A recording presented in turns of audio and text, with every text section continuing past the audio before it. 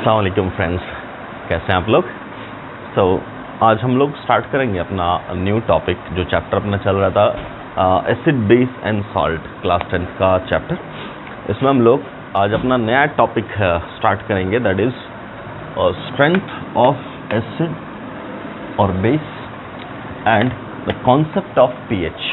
मतलब अभी हम लोगों ने डिस्कस किया पिछले लेक्चर्स में कि एसिड किससे बोलते हैं, बेस किससे बोलते हैं, एसिडिक सॉल्यूशन क्या होता है, बेसिक सॉल्यूशन क्या होता है ना।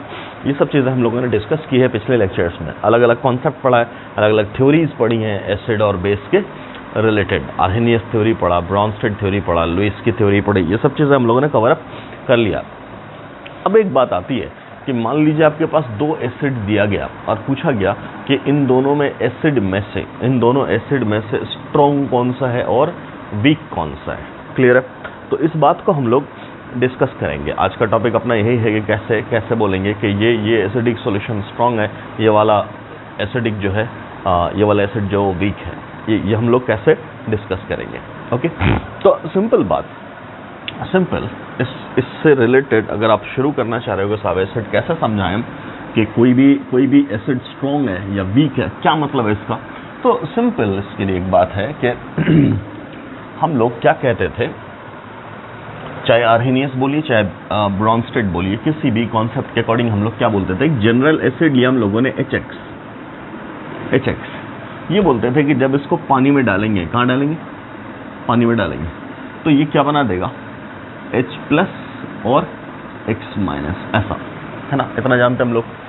इसी को दूसरे फॉर्मेट में लिखते थे कि यहाँ से ये निकला H+ और वाटर के पास गया, तो इसी को दूसरे फॉर्मेट में क्या लिखते थे, H3O+ और X- दो, जो भी आप चाहो। हमने सिंपल बोला कि ये HX टूट रहा, बेसिकली क्या हो रहा है, ये HX का ही तो आयनाइजेशन हो रहा है, ये तो टूट रहा, आयन का फॉर्मेशन हो रहा है, H+ आयन और X- ion. Clear, no doubt. हमने इसको इंडिपेंडेंट माना है, हालांकि इंडिपेंडेंट नहीं होगा, ये वाटर के साथ जुड़ करके H3O+ बनाएगा, वो पिछले लेक्चर में हम लोगों ने ऑलरेडी डिस्कस किया है। सिंपल मेरे कहने का मतलब है कि अभी क्या हुआ, कोई भी एसिड वो एक्वा सॉल्यूशन में टूट जाता है, क्या, H+ और X- की तरफ। ठीक, फिर हमने आपको कॉन्जुगेट कॉन्सेप्ट भी समझाया था, है ना, कि जब अगर हम इसकी बात करें, जैसे मैं लिख ही देता हूं कि HX और H2O ये रिएक्शन करके बनाएगा H3O+। रिकॉल करिए, पिछले लेक्चर की बात रिकॉल करिए, तो आप क्या कहेंगे, ये टूट करके क्या बना, ये बना, और ये टूट करके क्या बना, ये बना। ठीक है, इस दौरान ये क्या कर रहा है, H+ आयन डोनर है, तो ये क्या है, एसिड है, और ये क्या कर रहा है, H+ आयन ले रहा है, तो ये क्या है, बेस है। ये बात क्लियर है। अब एसिड का कॉन्जुगेट क्या बोला मैंने, बेस, तो ये तो हुआ कॉन्जुगेट बेस, और बेस का कॉन्जुगेट क्या बोला मैंने, एसिड, तो ये तो हुआ कॉन्जुगेट एसिड। ये सब बातें हम लोग डिस्कस कर चुके हैं। अब सिंपल मैंने एक बात और बोला था, क्या, कि इसको हम लोग एसिड क्यों बोले, तो हमने कहा कि इसकी एक टेंडेंसी है वापस H+ आयन देने की। इसे बेस क्यों बोला, बिकॉज इसकी एक टेंडेंसी है वापस H+ आयन लेने की। क्लियर है। ठीक, इसका मतलब इसके वापस जाने की भी टेंडेंसी है, इसी रिएक्शन के वापस जाने की भी टेंडेंसी है। अब यहीं से बात होती है कि आगे जाने की टेंडेंसी ज्यादा है या पीछे आने की टेंडेंसी ज्यादा है। बात को समझिएगा, आगे जाने की टेंडेंसी ज्यादा है या पीछे आने की टेंडेंसी ज्यादा है, दोनों में से कौन ज्यादा है। क्लियर, या ओवरऑल बात यूं कहें कि आगे जाने की, ओवरऑल रिएक्शन के आगे प्रोसीड करने की टेंडेंसी क्या है, बहुत ज्यादा या बहुत कम। इस बेसिस से, इसी बेसिस पे डिसाइड करते हैं हम लोग क्या, कि कोई भी इलेक्ट्रोलाइट, इनफैक्ट चाहे एसिड बोलो, बेस बोलो, सॉल्ट बोलो, इन सबको क्या बोलते हैं, इकट्ठे इलेक्ट्रोलाइट। क्लियर, तो क्या बोला जा रहा है कि कोई भी इलेक्ट्रोलाइट आपका स्ट्रॉन्ग है या वीक है, ये कैसे डिसाइड करते हैं कि उसके पानी में डिसॉल्व करने के बाद टूटने के चांसेस कितने ज्यादा हैं। जो ज्यादा टूटेगा उसको बोलेंगे स्ट्रॉन्ग इलेक्ट्रोलाइट, जो कम टूटेगा उसको बोलेंगे वीक इलेक्ट्रोलाइट। तो एसिड अपने आप में एक इलेक्ट्रोलाइट है, या यूं कह दो एसिड ही बोलो, तो क्या बोलेंगे, स्ट्रॉन्ग एसिड कब बोलेंगे, जब वो ज्यादा टूटे। क्लियर है। वीक एसिड कब बोलेंगे, जब वो कम टूटे। बात मैं और बहुत आसानी से समझाना चाह रहा हूं, पहले इतनी सी बात क्लियर हुई। अब आगे बढ़ो जरा, इसको मैं और अच्छे से समझाता हूं। मैंने आपके सामने बोला एक जनरल एसिड लिया हमने HX, अब मैं इसी HX के सामने दो चीज कर रहा हूं। एक हम बोल रहे हैं HCl के साथ, ये HCl टूटता है भैया, किस में टूटता है, H+ आयन और Cl- आयन, इसमें टूटता है। ठीक है, यहीं पे दूसरा एसिड लिया हमने CH3 COOH, इसको बोलते हैं एसिटिक एसिड या इथेनॉइक एसिड। ये टूट रहा है किसमें? CH3 COO माइनस और H प्लस में। अब समझिएगा, मैं यूं कह रहा हूं कि अगर हमने इसका 10 मोल लिया था, कितना लिया था? 10 मोल। कब? शुरू में 10 मोल HCl डाला किसमें? पानी में। ठीक, तो शुरू में तो इसकी वजह से पानी में H प्लस आयन और Cl आयन नहीं था ना। समझना मैं क्या कह रहा हूं। At time t is equal to 0, कब? Time t is equal to 0, initially, है ना, initially when time t was 0। तो इनिशियली HCl आपने जस्ट डाला 10 मोल, तो उस वक्त H प्लस और Cl माइनस तो नहीं था, लेकिन जैसे ही आप डालेंगे तो ये धीरे धीरे टूटेगा, तो एक्सपेरिमेंटली क्या पता चला कि ये ऑलमोस्ट पूरा टूट गया, जब पूरा टूट गया तो 10 मोल में से बचा कितना? पूरा टूट गया तो बचा क्या? 0। ओके, अब वापस स्टोइचियोमेट्री याद करो, 9th क्लास वाले टॉपिक में हमने पढ़ाया था मोल कॉन्सेप्ट में स्टोइचियोमेट्री। ये इक्वेशन क्या बैलेंस है? बिल्कुल बैलेंस है। तो इसका स्टोइचियोमेट्री कोएफिशिएंट कितना? 1, यहाँ 1। क्या बोल रहा है इक्वेशन बोल रहा है 1 मोल से ये 1 मिलेगा। 1 मोल कंज्यूम हुआ तो ये 1 मोल का फॉर्मेशन होगा। तो कितना कंज्यूम हुआ है? 10। तो कितना बनेगा? 10। बोल बेटा, आफ्टर रिएक्शन ये कितना मिलेगा? 10। ये कितना मिलेगा? 10। क्या कहने का मतलब? ये 10 मोल ब्रेक कर गया, 10 मोल ब्रेक कर गया, मतलब HCl कंप्लीटली टूट गया। अब इसकी कहानी क्या पता चली? मान लीजिए कि अगर हमने लिया इसका 10 मोल, कब? वही time t is equal to 0 पे, at time t is equal to 0 पे। इनिशियली क्या लिया? 10। तो अभी तो कुछ भी नहीं टूटा, लेकिन आफ्टर टाइम t, कुछ वक्त के बाद ये भी तो टूटेगा। तो क्या पता चला? एट टाइम t, कुछ देर के बाद, मान लो 10 मिनट, 20 मिनट, 1 घंटा, 2 घंटा, जो बोलो, फाइनली क्या पता चला कि यहां से कितना टूटा? 2 मोल। कितना टूटा? 2 मोल। ठीक है भाई साहब, 2 मोल टूटा तो बचा कितना? 8। कितना बच गया? 8। कितना टूटा? 2। अब फिर से देखिए स्टोइचियोमेट्री कोएफिशिएंट देख इसका। क्या ये इक्वेशन बैलेंस है? बिल्कुल बैलेंस है। इसका कोएफिशिएंट 1, ये 1, इसका मतलब 1 से ये 1 बन रहा है। तो गया कितना है? 10 था, 8 बचा, कितना गया? 2। तो यहां से गया 2, तो 2 से ये कितना बनेगा? 2, और ये कितना बनेगा? 2। ये तो इसकी कहानी है बनी। फोकस करो यहां, कितना लिया था इनिशियली? 10, और बच कितना गया? 8, मतलब टूटा कितना मोल डिसोसिएटेड हुआ?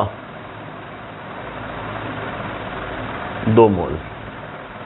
और यहां कितना मोल डिसोसिएटेड हुआ? बोलिए, यहां नंबर ऑफ मोल डिसोसिएटेड कितना है? बोलो बेटा, 10। तो मैं क्या कह रहा हूं, दोनों का 10 ही लिया था, ये 10 का 10 टूट गया, वो 2 ही टूटा। क्लियर? सारी कंडीशन वही है, same temperature condition, same amount water का, सॉल्वेंट का। क्लियर? बस इसका भी 10 मोल, उसका भी, सब कुछ अमाउंट सबका सेम है, solvent same, solute same, temperature same, सारा अमाउंट सेम है, बस नेचर बदला आपने। ये HCl था, वो एसिटिक एसिड है, दोनों ही एसिड है, बट अलग अलग एसिड लिया आपने। क्लियर? समझ में आ रही बात? ये पता चला कि 10 का 10 टूट गया, ये पता चला 2 मोल टूटा। तो अब आप क्या कहोगे? बोलो, क्या कहोगे? बोलो बेटा, क्या कहेंगे आप? कौन बढ़िया एसिड? बोलिए, कौन बढ़िया एसिड? तो बोलेंगे जो ज्यादा H प्लस आयन देता है उसी को तो अच्छा एसिड बोलते हैं। कौन ज्यादा H प्लस आयन दे रहा है? यहाँ से 10 मिल रहा है, यहाँ से 2 मिल रहा है, कौन दे रहा है? HCl। तो आप क्या बोलोगे? HCl एक बेहतर एसिड है। क्यों बेहतर एसिड है? बिकॉज ये पूरा का पूरा टूट जाता है, ऑलमोस्ट पूरा का पूरा टूट जाता है। यहाँ से क्या पता चला? एक डेफिनेशन आई। क्या डेफिनेशन आई? कोई भी ऐसा इलेक्ट्रोलाइट जो ऑलमोस्ट कंप्लीटली ब्रेक हो जाए, कहाँ ब्रेक हो जाए? एक्वस सॉल्यूशन में बेटा, उसे हम लोग क्या बोलते हैं? Strong electrolyte. याद रखिएगा, 11th क्लास में इस्तेमाल होगा, ये सब चीज़ें काम आएंगी। तो अभी से माइंड मेकअप करके चलो, क्या बोल रहा हूँ मैं? इलेक्ट्रोलाइट का टर्म इस्तेमाल कर रहा हूँ। ठीक, इलेक्ट्रोलाइट का डेफिनेशन लिखना चाहो तो लिख सकते हो, क्या बोलोगे? Any chemical substance whose aqueous solution conduct electricity. कोई भी केमिकल सब्सटेंस है, पानी में उसको डाल दिया, उसको डिसॉल्व कर दिया, डिसॉल्व करके इलेक्ट्रिसिटी पास कराई, इलेक्ट्रिसिटी पास कर गया तो उसको इलेक्ट्रोलाइट बोलेंगे। आप जानते होंगे क्या? प्योर वाटर से अगर इलेक्ट्रिसिटी पास करवाना चाहो नहीं होता, बिकॉज गुड कंडक्टर नहीं है, लेकिन उसमें पिंच ऑफ सॉल्ट, थोड़ा सा सॉल्ट डाल दो, अब इलेक्ट्रिसिटी को पास करो तो पता चलता है इलेक्ट्रिसिटी पास कर गया। क्यों? Because that NaCl is electrolyte, that is carrier of charge. हम जानते भी हैं क्यों कैरियर ऑफ चार्ज है, because NaCl is ionic compound, उसको जब पानी में डिजोल्व करते हैं तो Na+ और Cl- में ब्रेक कर गया, there is formation of ions and ions are charge carrier particle. So अब इलेक्ट्रिसिटी पास कराएंगे तो पास करेगा। सो ओके, सो नॉर्मली क्या बात हुई कि इलेक्ट्रोलाइट हम किसे बोल रहे हैं? कोई भी ऐसा सब्सटेंस जिसको पानी में डिसॉल्व किया, पानी में डिसॉल्व करने के बाद वो इलेक्ट्रिसिटी को पास करे, so that substance will be called electrolyte. अब इलेक्ट्रोलाइट में क्या बोला? जैसे एसिड है, इलेक्ट्रोलाइट है, बेस है, इलेक्ट्रोलाइट है, सॉल्ट है। इलेक्ट्रोलाइट क्यों भैया? बिकॉज ये सब पानी में डालने के बाद टूटते हैं, कोई ज्यादा कोई कम टूटा वो अलग मुद्दा है। ये ज्यादा टूटा, ये कम टूटा, ज्यादा टूटा तो भी इलेक्ट्रोलाइट, कम टूटा तो भी इलेक्ट्रोलाइट, नो डाउट। ये ज्यादा टूटा है तो अच्छा इलेक्ट्रोलाइट, ये कम टूटा है तो अच्छा इलेक्ट्रोलाइट नहीं है। आराम से, यहां क्या बोल रहे हैं? ये पूरा का पूरा टूट गया, अब बात कर उसकी कि जो मैंने बोला था कि आगे भी जाना चाह रहा, पीछे भी आना चाह रहा, ओवरऑल क्या हुआ? जब यहां पूरा टूट गया तो तुम क्या बोलोगे? जब यहां पूरा का पूरा टूट गया तो तुम क्या बोलोगे? क्या पीछे आने की कोई टेंडेंसी है? नहीं, तो क्या बोलेंगे? ये प्रोसेस सिर्फ आगे जाना चाह रहा है, और कोई प्रोसेस सिर्फ आगे जाना चाहे तो ऐसे रिएक्शन को बोलते हैं इररिवर्सिबल रिएक्शन। क्या बोलेंगे इसको? ऐसे रिएक्शन को क्या नाम देंगे? Irreversible reaction. क्या बोलेंगे बेटा? Irreversible reaction. Clear? Completely change हो गया प्रोडक्ट में। इसको जरा देख, क्या ये कंप्लीटली चेंज हुआ? नहीं। क्यों? बिकॉज ये वापस भी तो आया होगा, तो अगर ये वापस आना चाह रहा है तब क्या बोला जा रहा है बेटा? इसको रिवर्सिबल रिएक्शन। तब इसको क्या बोला जा रहा है? Reversible reaction. समझ मारी बात? तो स्ट्रॉन्ग इलेक्ट्रोलाइट कौन सा रिएक्शन फॉलो करता? इररिवर्सिबल। और वीक इलेक्ट्रोलाइट कौन सा रिएक्शन फॉलो करता? रिवर्सिबल। क्लियर है? समझ में आ रही है बात इतनी सी? ओके, तो अब लिखो डेफिनेशन स्ट्रॉन्ग और वीक इलेक्ट्रोलाइट का, या स्ट्रॉन्ग और वीक एसिड का। लिखो। तो क्या बोलेंगे? स्ट्रॉन्ग एसिड किसको बोलेंगे? ऐसा एसिड बेटा जो कंप्लीटली टूट जाए, कंप्लीटली आयनाइज हो जाए। कहाँ? एक्वस सॉल्यूशन में। Aqueous solution. ओके। और वीक एसिड किसको बोलेंगे? जो कंप्लीटली आयनाइज नहीं हो, उसे हम लोग क्या बोलेंगे? Weak acid. स्ट्रॉन्ग एसिड किसे बोलेंगे? Those acids which get completely dissociated in aqueous solution। Example लिखना हो तो क्या बोलोगे? HCl, HNO3, जितने भी हैलोजन एसिड हैं, HF को छोड़ करके, HBr, HI, H2SO4, ये सब क्या है? स्ट्रॉन्ग एसिड है। ये सब क्या है? Strong acid. किसको बोला strong acid? Those acids which get completely dissociated in aqueous solution. क्या कहने का मतलब है? ये एसिड कौन सा फॉलो करेंगे तरीका? तो बोलेंगे अगर ये जनरल बोला हमने एसिड HX, तो ये रिवर्सिबली नहीं, इररिवर्सिबली टूटेगा, कंप्लीटली टूटेगा। ठीक है, कंप्लीटली टूटेगा। मतलब क्या बोला यहाँ पे? कंप्लीटली डिसोसिएट हो रहा है। कंप्लीटली डिसोसिएट होने का मतलब क्या बेटा इसका?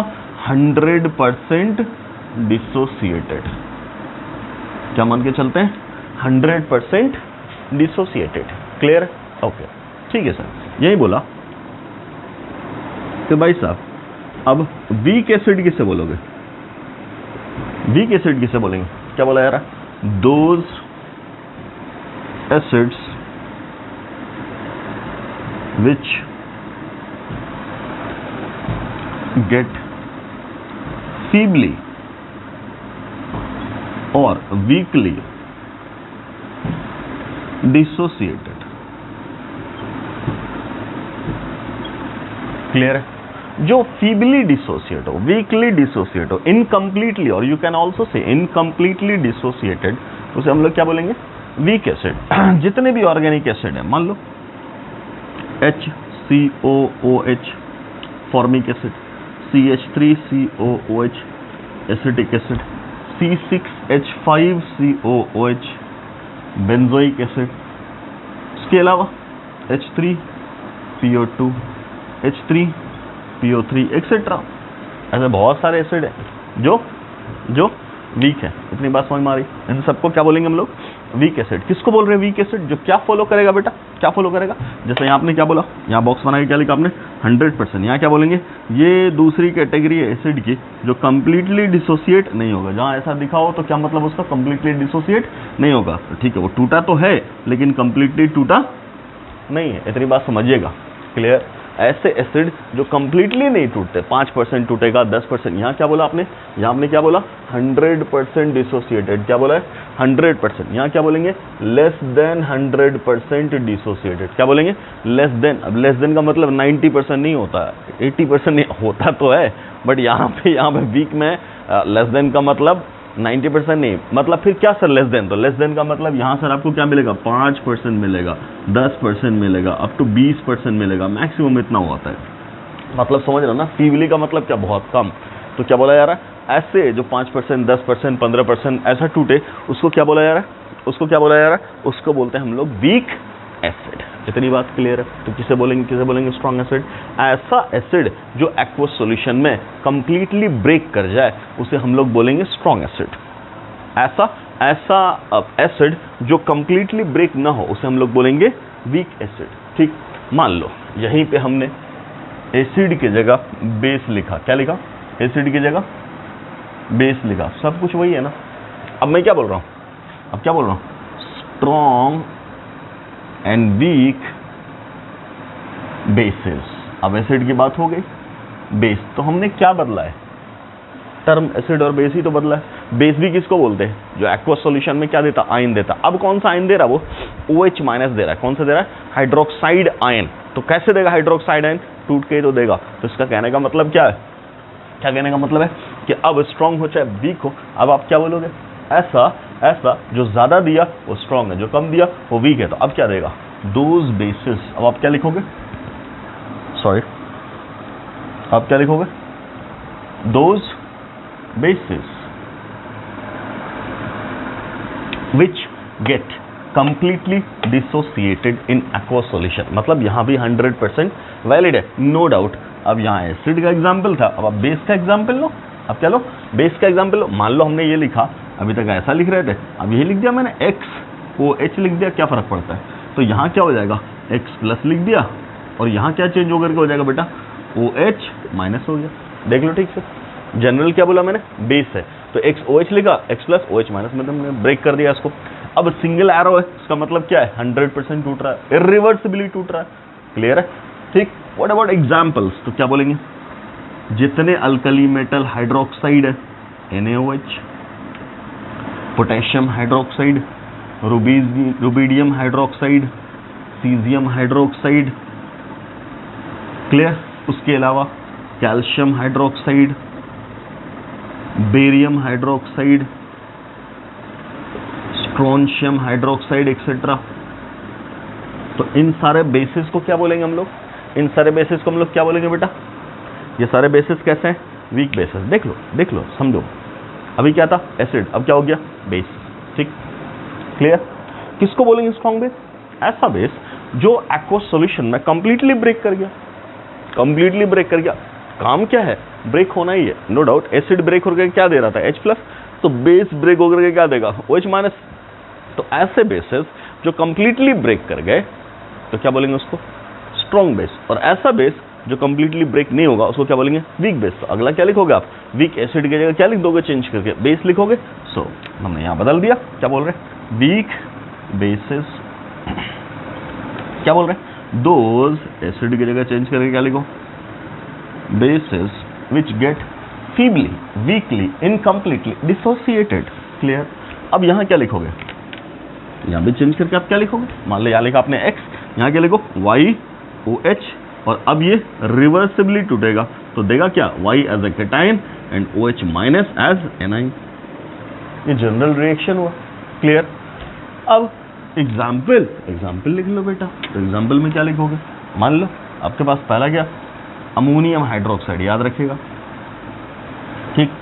इसके अलावा अल्कली मेटल को, अल्कलाइन अर्थ मेटल को छोड़ करके आपका जैसे ट्रांजिशन मेटल का हाइड्रोक्साइड है वो सब क्या होगा, Cu OH whole 2 Fe OH whole twice Zn OH whole twice. Clear.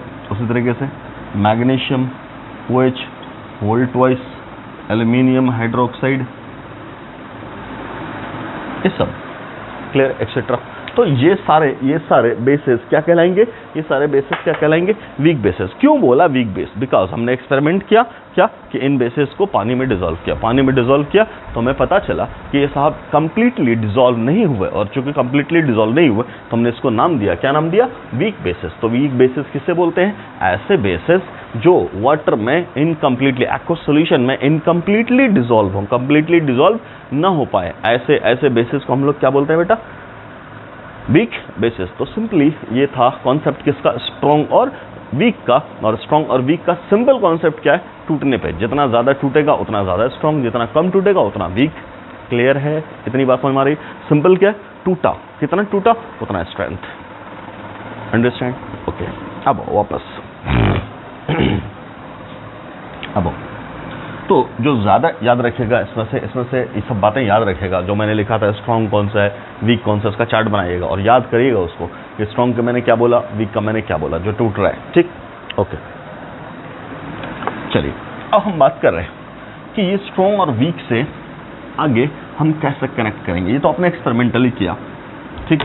अब आगे बोला जा रहा है इसी चीज़ को पीएच के साथ कैसे कनेक्ट किया गया, इसी चीज़ को पीएच के साथ कैसे कनेक्ट किया गया। चलिए, तो पीएच को समझने के लिए मैं एक जनरल कोई भी एसिड ले रहा हूं, कोई भी, मान लो कोई भी एसिड आपका HX, क्या है HX, ये होता है ब्रेक, कहां ब्रेक हो रहा है, H+ में और X- में।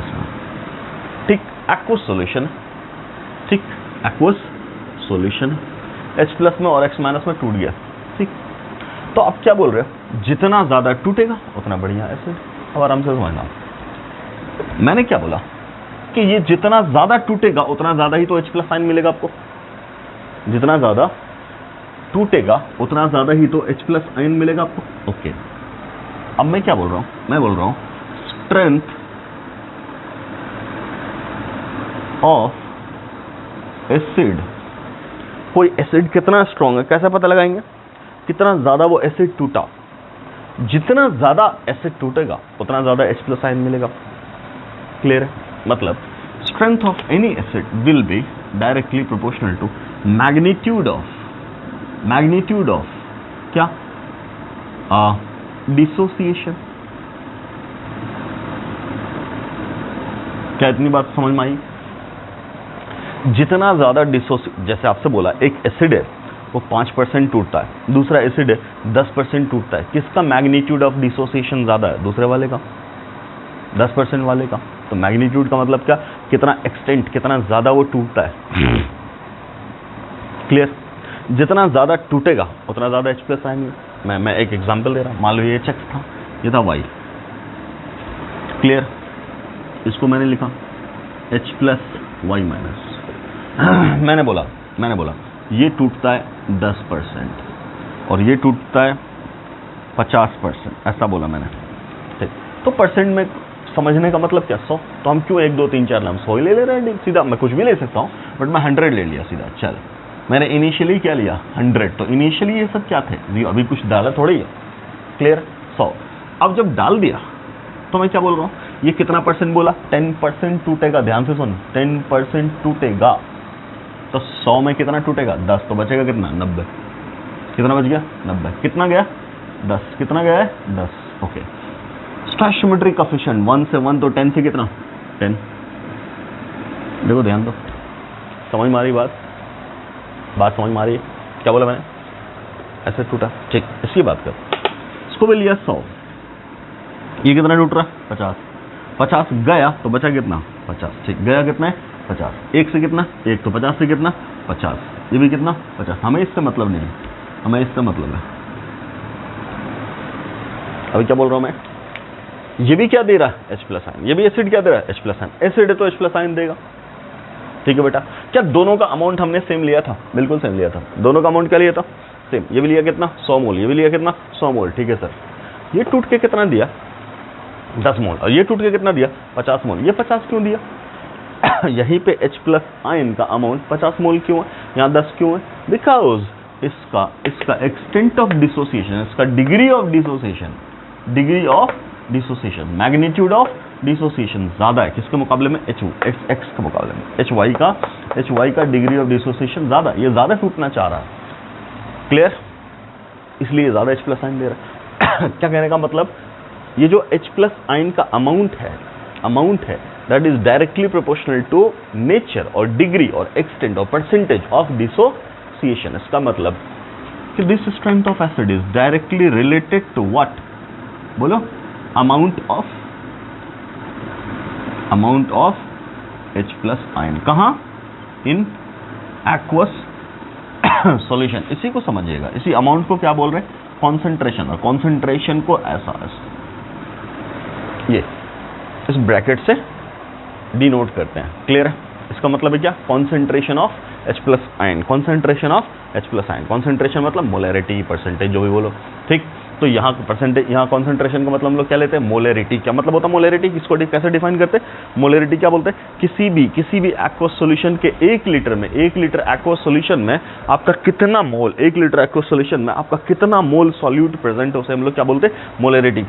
1 लीटर एक्वस सॉल्यूशन है, उसमें हाइड्रोजन आयन का मोल कितना है, दैट इज कॉल्ड मोलैरिटी। ठीक, तो ये मोलैरिटी क्या एक्सप्रेस करता है, कॉन्सेंट्रेशन को एक्सप्रेस करता है। तो खैर, इतनी बात से अब आपका समझ में क्या आया कि sir strength of acid is directly proportional to dissociation.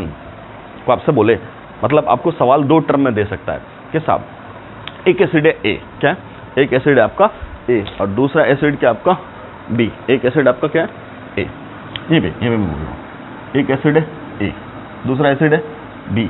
इसका परसेंटेज डिसोसिएशन ये बोला 20%, इसका परसेंटेज डिसोसिएशन 40%। आपसे बोला स्ट्रेंथ ऑफ एसिड में इन दोनों को अरेंज करो, तो मैंने क्या बोला, strength of acid is directly proportional to percentage of dissociation या डिग्री ऑफ डिसोसिएशन और मैग्नीट्यूड ऑफ डिसोसिएशन और एक्सटेंट ऑफ डिसोसिएशन। जो जितना टूट रहा है ये कितना टूट रहा है 40, ये कितना टूट रहा है 20, कौन ज्यादा टूट रहा है B, तो क्या बोलोगे B का स्ट्रेंथ A से ज्यादा है B का स्ट्रेंथ A से ज्यादा है। कैसे समझा, जब आपसे डिग्री ऑफ डिसोसिएशन दिया हो या परसेंटेज ऑफ डिसोसिएशन दिया हो, सेम बात इस फॉर्मेट में भी तो सवाल बना सकता है कि इसको डाला एक्वस सॉल्यूशन में, इसको डाला एक्वस सॉल्यूशन में, कितना H प्लस आयन मिल रहा था, H प्लस आयन के टर्म्स में जवाब देंगे। पहले इतना नोट कर लो, मैं इसी सवाल को H प्लस आयन के टर्म्स में समझाता हूँ। देखो सेम चीज आपको बोलेगा क्या, ऐसा ये हमने HX लिया और इसको डिसॉल्व किया, कहाँ, ठीक, और ये बनाया 1 लीटर। दूसरा लिया HY, इसको डिसॉल्व किया, कहाँ, एक्वस सॉल्यूशन H2O में, ये भी H2O, और ये बनाया 1 litre. Clear, number of mole दोनों का सेम है, number of mole HX is equal to HY, दोनों जगह वाटर सेम है, ये भी 1 लीटर, ये भी 1 लीटर।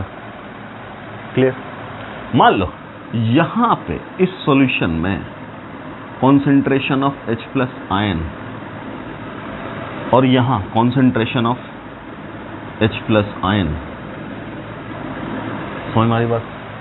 अगर यहां बोला कि साहब सॉल्यूशन बनाया, इसमें H प्लस आयन का कॉन्सेंट्रेशन 2 है और यहां H प्लस आयन का कॉन्सेंट्रेशन 1 है, समझ हमारी बात। अब आपसे पूछ रहा है कि बताओ बेटा HX और HY में बेहतर एसिड कौन है, which one is stronger acid. आराम से देखो, क्या सब कुछ सेम लिया? बिल्कुल सेम लिया, सारी कंडीशन सेम है, ठीक। H प्लस आयन ज़्यादा है, H प्लस आयन कम है, क्या लिखा वहाँ पे? Amount of H plus ion in aqueous solution या directly proportional to H plus ion in aqueous solution. तो क्या बोलोगे यहाँ पे? इस सवाल के अकॉर्डिंग स्ट्रेंथ ऑफ एसिड का ऑर्डर क्या होगा? किसका ज़्यादा? ये किसका है? HX का। तो क्या बोलेंगे? HX is greater than HY। क्या इतनी बात समझ में आ रही? ठीक, क्लियर। तो मैंने दोनों तरीके से आपको समझाने की कोशिश की है कायदे से कि स्ट्रेंथ का मतलब क्या होता है, कोई भी एसिड कितना स्ट्रॉन्ग है, कितना वीक है, ये किससे रिलेटेड है कि कितना ज़्यादा वो टूट रहा है, जितना ज़्यादा टूटेगा उतना ज़्यादा H प्लस, जितना ज़्यादा H प्लस उतना ज़्यादा स्ट्रेंथ। क्लियर। अब इसी H प्लस को सोरेनसन ने, एक साइंटिस्ट है सोरेनसन, उन्होंने क्या किया, इसको एक नया टर्म दिया, जिस टर्म को हम लोग बोलते क्या? pH। क्या बोलते? pH। क्या बोला? pH डिफाइन किया उन्होंने, मैथमेटिकली एक फॉर्मूला अप्लाई किया और डिफाइन किया टर्म pH। क्या बोला उन्होंने? pH का मतलब क्या? pH का मतलब क्या? पोटेंशियल ऑफ हाइड्रोजन या पोटेंस ऑफ हाइड्रोजन। ठीक है साहब। ये pH को कैसे मैथमेटिकली डिफाइन किया उन्होंने? ये बोला pH is equal to minus of log of H plus ion. अगर आपको सिंपल बेसिक मैथमेटिक्स का ज्ञान हो, लॉगरिथम का, चूंकि 10th क्लास में लॉगरिथम शायद है नहीं, मैथ्स में 11th क्लास में आता है, बट अगर आपको नॉलेज हो तो सिंपल समझना, लॉग में यहाँ जो पावर होता है वो साइड आ जाता है, या इस कोफिशिएंट को पावर में बैठा सकते हैं। तो मैं यहाँ क्या लिख रहा हूँ? लॉग, इस कोफिशिएंट को कहाँ ले गए? पावर में। तो ये H प्लस साइन क्या बन जाएगा? -1। क्लियर। इसको लिख सकते हैं लॉग 1/H प्लस आयन, समझना, and this is equal to pH। तो pH को चाहो तो बेटा ऐसे लिखो, इसी pH को चाहो तो ऐसे लिखो, दोनों तरीके से pH लिखा जाता। अब आराम से समझना, मैं फॉरवर्ड में इसलिए लिख रहा हूँ कि देखो जरा, H प्लस आयन की वैल्यू जितनी ज़्यादा होगी, समझ बात को, इसकी वैल्यू जितनी ज़्यादा होगी, ये रेशियो की वैल्यू उतनी कम होगी, क्योंकि डिनोमिनेटर ज़्यादा हो तो रेशियो कम हो जाएगा खुद ही। और अगर ये चीज़ कम है, तो इस लॉग के साथ इस ऑपरेटर की वैल्यू क्या हो जाएगी? बोलो, लॉग के साथ इसकी वैल्यू क्या हो जाएगी? कम, है ना? अगर आपको पता हो तो लॉग 100 की वैल्यू होती है 2 और लॉग 10 की वैल्यू होती है 1। देख ध्यान से, ये वैल्यू ज़्यादा है तो लॉग की वैल्यू क्या होगी? ज़्यादा। ये कम है तो वैल्यू क्या होगी? कम। तो मैं क्या बोल रहा हूँ कि ये जो रेशियो है, इस रेशियो की वैल्यू जितनी कम होगी, इस ओवरऑल वैल्यू को घटना पड़ेगा, और ये ओवरऑल वैल्यू ही तो pH है। इसका मतलब क्या पता चला आपको कि this pH is inversely proportional to H plus ion concentration. और चूंकि ये H प्लस आयन कॉन्सेंट्रेशन के इनवर्सली है बेटा, तो अब मैं नए तरीके से इसी स्ट्रेंथ को और क्या बोल सकता हूँ? This strength was directly proportional to dissociation. इसी को डायरेक्टली प्रोपोर्शनल